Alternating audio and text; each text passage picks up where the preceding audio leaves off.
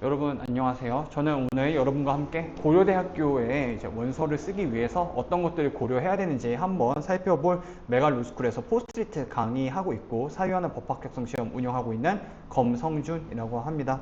자, 우리 먼저 고려대학교 루스쿨들 모집 요강에서 나왔던 정보들 바탕으로 한번 이제 우리가 어떤 학생들이 지원을 했을 때 유리하고 어떤 학생들이 지원했을 때 불리하고 또 작년과 재작년도 입시 결과들 한번 같이 수치 살펴보면서 어떤 학생들이 유리하고 어느 정도의 정보를 준비해야 되는지 한번 살펴보도록 하겠습니다.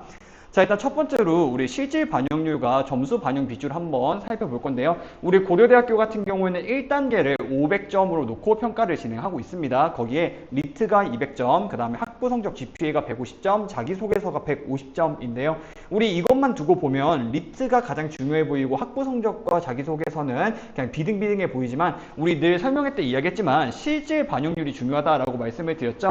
우리 실제적으로 리트 점수에는 200점 중에 기본 점수가 104점이 들어가고 자기소개서 같은 경우에는 150점 중에 65점이 학부 성적 같은 경우에는 150점에서 101점이 들어가고 있기 때문에 실질적으로 반영되고 있는 점수는 리트가 96점, 자기소개서가 85점, 학부 성적이 49점입니다. 그렇기 때문에 실질 반영률로 따졌을 때 리트와 자기소개서가 가장 중요하고 GPA는 오히려 그것보다 덜 중요하다라고 보시면 될 것 같습니다.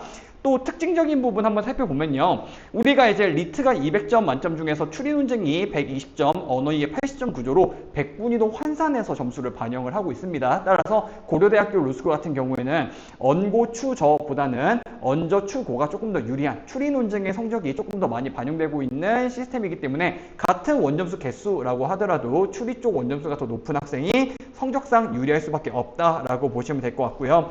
그리고 또 우리 학부 성적 같은 경우에 GPA 아까 뭐 덜 중요하다라고 이야기를 하긴 했어요. 왜? 고대 쓸 정도 또는 루스쿨에 지원할 정도의 학생 정도라면은 GPA가 거의 최정상급일 거기 때문에 근데 이 GPA에서 한 가지 살펴볼 게 있다라고 한다면요. 우리 고려대학교 기준으로 4.3 만점에서 3.9까지는요 0.1점이 내려갈 때마다 이 환산 점수가 0.4점씩 까이고 있는데 3.9 밑에서부터는 0.1점당 2.1점씩 까이고 있는 점을 확인할 수가 있습니다. 일종의 이 점수 배리어에 따른 급간 점수가 있다라는 거죠. 해서 3.9 위에서는 내가 GPA가 다른 친구들보다 다소 낮다라고 하더라도 그 뭔가 디메리트이 크지는 않은데 3.9 밑으로 내려가면 내려갈수록 이 디메리트이 점점 커지고 있다 해서 우리가 뭐 3.9 그러니까 4.3 만점 기준으로 3.9 인근이라고 한다면 내가 GPA에서 손해볼 일은 없겠으나 그 이하로 내려가면 내려갈수록 리트 점수라든지 자기소개서 성적을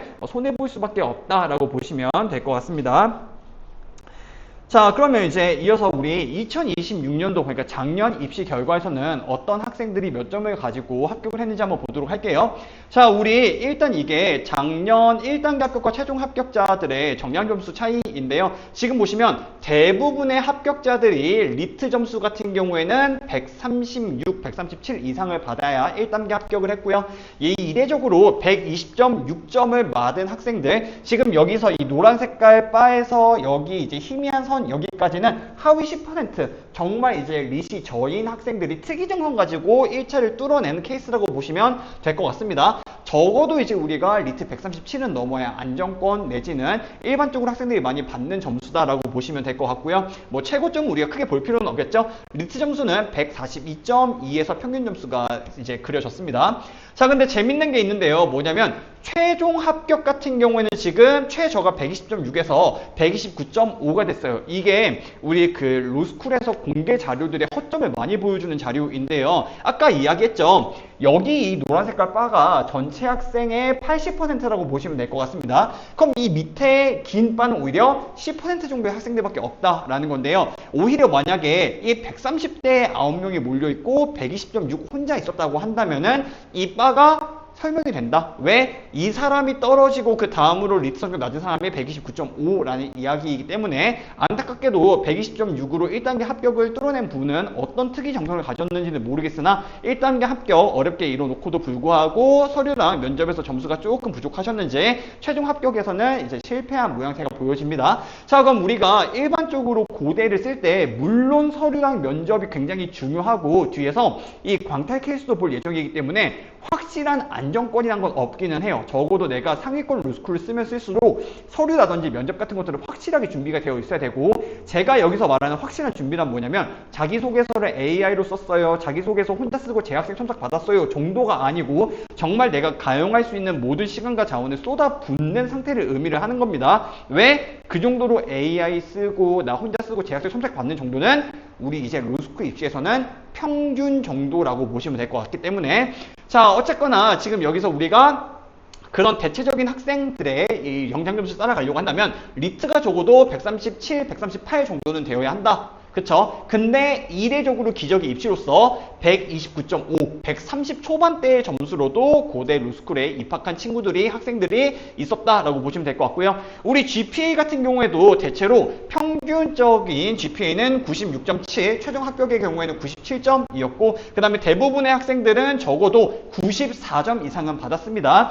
하지만 서류랑 면접으로 뒤집은 기적의 입시 케이스에서 GPA 86의 경우도 합격자가 보여지기 때문에 GPA가 너무 낮다고 크게 걱정하긴 해야죠. 크게 걱정하긴 해야겠지만 서류라든지 면접으로 못 뒤집을 정도는 아니다라고 보시면 될 것 같습니다. 그래서 정리해보면요, 우리 작년 같은 경우에 일반 전형은요 학부 성적이 96.5에서 재작년에 95.5보다 평균 1점가량 상승했고요. 그 다음에 우리 언어이해와 추리논증 백분위 같은 경우에는 조금씩 소폭 하락해서 리트 표준 점수가 작년에는 140.5였는데 재작년에는 141.9로서 1.4점 하락해서 오히려 서류 반영의 비중이 늘었다라든지 또는 쟁쟁한 정성을 가진 지원자들이 많이 늘었다라고 생각을 하시면 될 것 같습니다. 또 재밌는 게 뭐냐면 우리 고려대학교 같은 경우에는 특별 전형에서 떨어지면 일반 전형에 한 번 더 넣어서 심사를 해주고 있죠. 자, 우리 2026 특별 전형 같은 경우에는 리트 표준 점수가 123점으로 그러면 이 특전을 가지고 있으면 굉장히 유리하게 입시를 할 수 있겠네 라고 생각이 드시겠지만, 여기에 이 연도에 이제 우리가 반영할 수 있는 재작년 특별 전형의 표준 점수 같은 경우에는 138.4였기 때문에 작년 같은 케이스가 조금 이례적인 케이스였다라고 생각을 하시면 될 것 같습니다. 자, 그러면 이어서 우리 작년에 그 외에도 뭐 어떤 학벌 출신의 학생들이 많이 입학을 했는지, 어떤 전공을 가지고 있었는지도 같이 살펴보면요. 일단 작년에는 고려대학교 자교 학생들이 가장 많았고요. 그 다음으로 서울대 학생들이 뒤를 이었습니다. 연세대 학생들 같은 경우에는요, 오히려 성균관대보다도 적은 학생 수를 자랑하고 있죠. 그래서 이제 우리 외에 K에는 유명한 말이 있죠. K와 Y는 서로를 안 뽑는다. 그리고 자교생보다도 서울대를 우선해서 뽑는다라는 이야기가 있었는데, 지금 여기 보시면 일단 K에서 Y를 안 뽑는 건 거의 이번 연도에도 사실화로 보여지는 것 같습니다. 근데 다만 재밌는 게 뭐냐면, 원래는 서울대를 자교보다 많이 뽑았고 실제로 2025년도에는 그렇긴 했으나 이제 재작년에는 서울대 49명 뽑고 고려대는 36명 뽑았거든요. 근데 이제 작년 같은 경우에는 오히려 자교를 55명 뽑고 서울대를 42명 뽑으면서 S와 K의 입학생 수가 역전되는 수치가 보여지기는 하나, 늘 이야기하지만 우리가 한 해 이랬다고 해서 이거를 입시에 완벽하게 신빙성 있는 자료라고 평가하기는 조금 어려울 것 같습니다. 확실하게 알 수 있는 건 뭐다? 일단 Y이거나 연세대 학교 학생이거나 또는 학벌이 안 좋은 낮은 학생들 같은 경우에는 K에서 안 뽑아주는 게 어느 정도 정성적으로 드러나고 있다는 거를 보여주고 있는 것 같고요. 적어도 S 또는 K 정도가 써볼 수 있는 학교, 또는 내가 그 이하의 학벌인데도 불구하고 리트 점수가 압도적으로 좋다, 정량도 압도적으로 좋고 정성으로도 충분히 방어할 수 있다 하시면은 소수 입학하는 케이스가 있다. 근데 그 입학하는 케이스도 보면 어때요? 경찰대, 카이스트 같은 특수대학교이기 때문에 잘 이 점 고려하셔야 될 것 같습니다. 자, 우리 학부 전공 보시면요, 특히 이공계 학생들이 내가 이공계이기 때문에 좀 불리하지 않을까 생각하실 수도 있겠는데요. 뭐 카이스트 합격생 2명도 있긴 하지만 전반적으로 보면은 공학 전공의 학생들이 다른 전공 학생들에 비해서 합격자 수가 뒤처지지가 않습니다. 이거는 우리가 두 가지로 해석이 가능할 것 같은데요. 조금 이공계 학생들한테 유리하게 해석을 하면 이공계여도 불구하고 차별 없이 학생들을 뽑는다라고 해석할 수도 있겠지만, 좀 불리하게 해석을 해볼 수 있다고 한다면 K 출신의 이공계는 웬만하면 다 뽑아줬구나 라고 생각할 수도 있을 것 같습니다. 일단 여기에 대해서 객관적인 정보 자료 같은 것들은 전혀 제공되지 않기 때문에 여러분들이 어떻게 생각을 하고 또 어떤 찌라시 또는 어떤 정보들을 덧대가지고 어떻게 판단할지는 이제 여러분들 몫으로 남겨놓도록 하겠습니다. 자, 그래서 계속해서 이어서 볼게요. 자, 이거는 작년과 재작년에 이제 여러 커뮤니티에서 이제 어떠한 자기 성적 인증하고 이야기했던 찌라시를 한번 정리해 본 건데요. 우리 343점, 환산 점수로 343점 엄청 낮은 점수거든요. 왜냐면 2025년도 최종 최저가 341.1이었습니다. 거의 끝에 뭐 3배수, 4배수에 있던 학생이라고 볼 수 있겠죠? 이제 이런 학생들도요, 웬만하면요, 일단 내가 K이기만 하면은 자교를 믿고 써보기는 써본다라는 겁니다. 그래서 여기가 고대가 어쨌거나 S랑 K를 많이 뽑다 보니까요, 다른 학교들은 엄두도 못 대지만 S랑 K 같은 경우에 정성이 없음에도 불구하고 리트 점수가 낮음에도 불구하고 그래도 내가 자교를 믿고 던져보는 불나방 원서가 굉장히 많다라는 점을 보여주고요.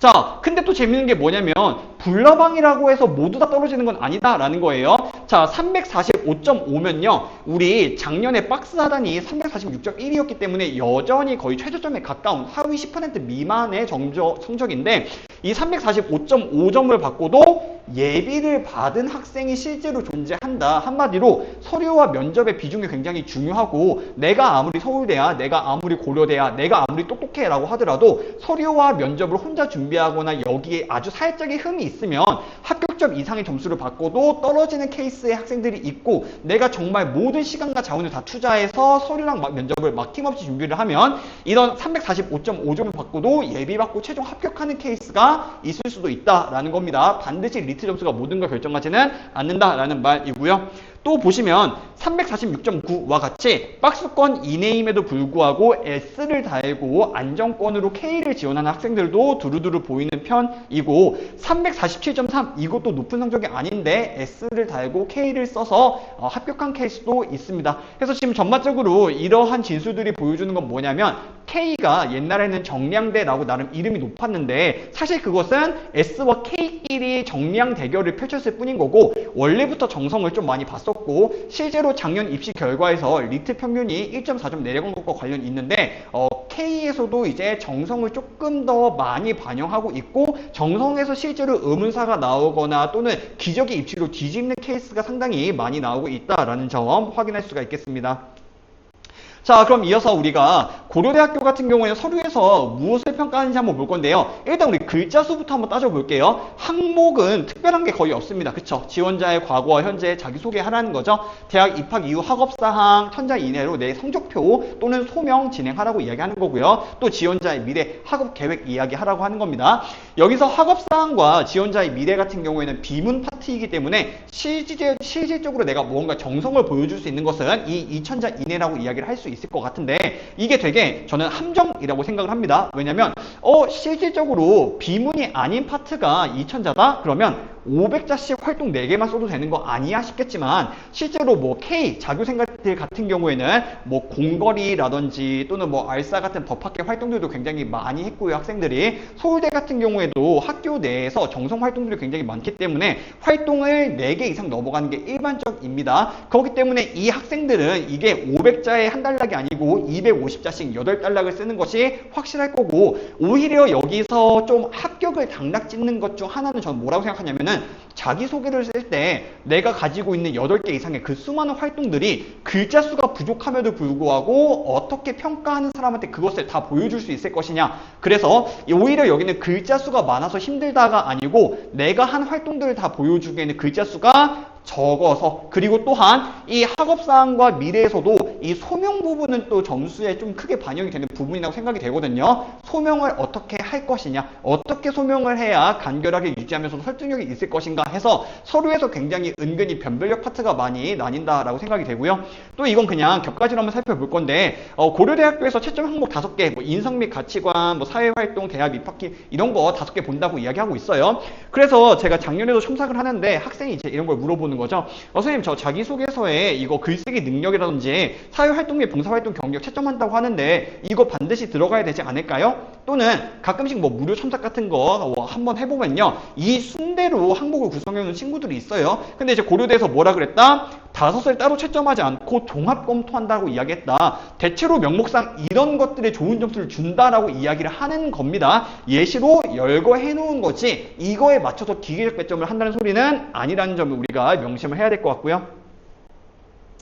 자, 그 다음에 우리 그러면 작년에 예비는 어디까지 돌았나 보시면요. 우리 작년에 일단 확인되는 걸로는 77번대까지 돈다라고 보여지는데 오히려 이 77번을 떠나서 100번대 이상까지도 돌았다는 점을 우리가 확인할 수가 있습니다. 그래서 이게 K 위에는 S밖에 없기는 한데 생각보다 예비가 많이 돌고 있음을 확인할 수가 있다. 그 말은 뭐냐? 우리가 면접에서 220명 정도를 뽑거든요. 근데 예비가 100번까지 돌았다는 건 뭐냐면 내가 어쨌거나 1차 해놓고 면접도 착실하게 준비하면요. 예비로 2월 달에 5차 추합이라고 하더라도 내가 K 로스쿨 들어갈 수 있는 경우가 있기 때문에 오히려 우리 고려대학교 로스쿨 같은 경우에 1차 가장 주된 격전지는 저는 서류다. 자기소개서에 정말 내가 할 수 있는 모든 자원과 시간을 쏟아 부어야 된다라고 생각을 하고 근데 이제 뭐 이것도 말장난 같긴 하지만은 서류뿐만 아니고 면접조차도 내가 2차까지 들어갔음에도 불구하고 예비를 못 받고 광탈하지 이제 하는 경우를 방지하기 위해서 면접 준비도 많이 필요하겠죠. 해서 저는 이제 고대가 정량보다는 오히려 확실하게 정량을 받아놓고 불합하지 않기 위해서 정성까지도 같이 신경 써야 되는 쪽으로 기조가 많이 변화하고 있다라고 생각이 듭니다.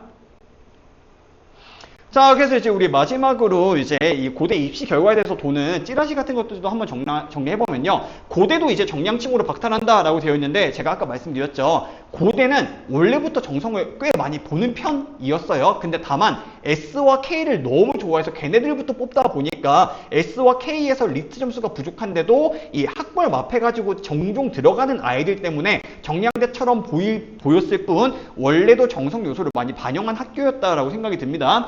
자, 그 다음에 올해 고대가 뭐 자교 연끌을 한다. 그렇죠. 자교 쪽수 원탁 회귀한다. 실제로 많이 뽑기는 했지만 이게 이번 입시에도 적용이 될지 안 될지는 모른다. 근데 그게 중요하진 않다. 왜? 원래도 자교는 많이 뽑았어요. 서울대 이제 이상으로 많이 뽑았으니까. 자, 그 다음에 이것도 그럼 이거 두 개는 크게 의미가 없겠죠? 어쨌거나 서울대나 고대나 비등비등하게 똑같이 많이 뽑는다. 자, 공대 우대를 대놓고 한다. 이거는 제가 아까 해석이 두 가지로 갈린다라고 이야기를 했죠. 워낙에 S랑 K를 좋아하다 보니까 S랑 K 달고만 있으면 이공계도 뽑아주는 경우의 수일 수도 있고요. 아니면 실제로 이공계를 선호해서 걔네를 많이 뽑아줄 수도 있는데 둘 중에 어떤 견해를 채택할지는 본인이 가지고 있는 정보 싸움이라고 이야기를 했고요. 자, 그 다음에 고로는 학점을 상대적으로 덜 본다라고 이야기했는데 이건 살짝 해석에 어폐가 있는 게 아까 우리 봤었죠. GPA 3.9 이하부터는요. 감소폭이 워낙에 크다 보니까 배수에서 밀린 친구들이 애초에 고대를 안 썼을 가능성이 더 높습니다. 그래서 여기서는 학점을 상대적으로 덜 본다라기보다는 그 GPA 3.9 이하인 친구들을 웬만하면은 다른 학교를 쓰고 3.9 이상인 친구들, 비등비등한 친구들만 위해서 전투를 벌이다 보니까 그렇게 보이는 선후관계 차이가 있다라고 생각이 든다. 그 다음에 생각보다 예비가 많이 돌기 때문에 우리 1차 어떻게든 발에 걸쳐놓고 면접도 착실히 준비해서 2차까지만 받으면 웬만하면 입학한다라고 이야기할 수가 있을 것 같습니다. 자, 그래서 우리 고려대를 쓸지 말지 내가 고민하고 있다. 저는 일단 이것부터 생각해 볼 것 같아요. 첫 번째로 내가 S냐 K냐를 가장 먼저 우선해서 따져봐야 될 것 같습니다. 내가 Y라고 한다면요. 아무리 리트 성적이 높다라고 하더라도 K 지원하는 건 우리 통계만 보더라도 조금 불리해 보이는 요소가 있기 때문에 차라리 Y 고정량이면은 Y를 쓰거나 또는 원서 한 개는 눈을 낮춰서 다른 서울 대형 로스쿨 써보는 게 적합할 것 같다라고 생각이 들고요. 자, 그 다음에 어쨌거나 우리 정성 반영 비중이 많이 늘었기 때문에 자기소개서에 쓸 수 있는 자원과 시간이 많은 학생들 또는 정성 요소가 많아서 점수를 많이 받을 수 있는 학생들이 쓰는 것이 맞겠습니다. 자, 그 다음에 학부 성적이 3.9 아래인 사람 이거는 X, 이거는 잘못된 거죠. 이거 수정되어야 되겠죠. 자, 그 다음에 우리 아까도 봤다시피 리트 성적이요. 똑같이 모든 평균 점수가 그대로 반영되는 게 아니고 고려대학교 로스쿨 같은 경우에는 언어 이해보다 추린 원점 성적을 더 높게 배점하고 있기 때문에 같은 원점수, 같은 표준 점수임에도 불구하고 추린 원점 원점수가 더 높은 친구들이 환산 점수에서 유리할 수밖에 없습니다. 그리고 최소한 내가 자기소개서 뭐 혼자 쓴다, 면접 혼자 준비한다, 나 자신 있다는 친구들은 최소 리트가 136은 이상 나와줘야 되겠다. 그쵸? 근데 우리 아까 제가 딱히 설명 안 하고 넘어가긴 했는데요. 리트 139로도 예비 이제 의문 노른사한 친구들이 적지 않기 때문에 리트 136 이상 넘었다고 해서 혼자 준비해도 된다라는 이야기는 아닙니다. 혼자 준비할 거면 최소한 안전빵으로 136 이상은 맞춰 놓으라고 이야기를 하고 있는 거예요. 선후 관계가 다르죠.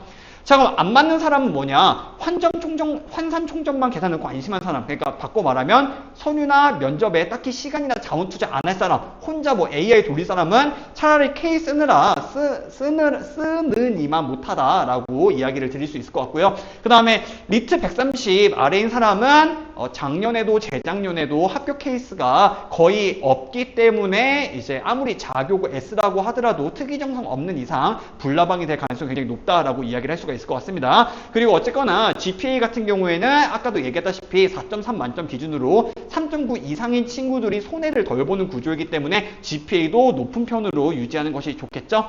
그리고 또 고려대학교는 특이한 게 하나 더 있다라고 이야기한다면 아까도 이야기했다시피 특전을 지원했을 때 특전에서 실패하면 일반 전형으로 넣어주는 그 제도가 작년과 재작년에 유지가 되고 있었기 때문에 특전 준비하는 친구들은 한번 알아보시면 좋을 것 같습니다.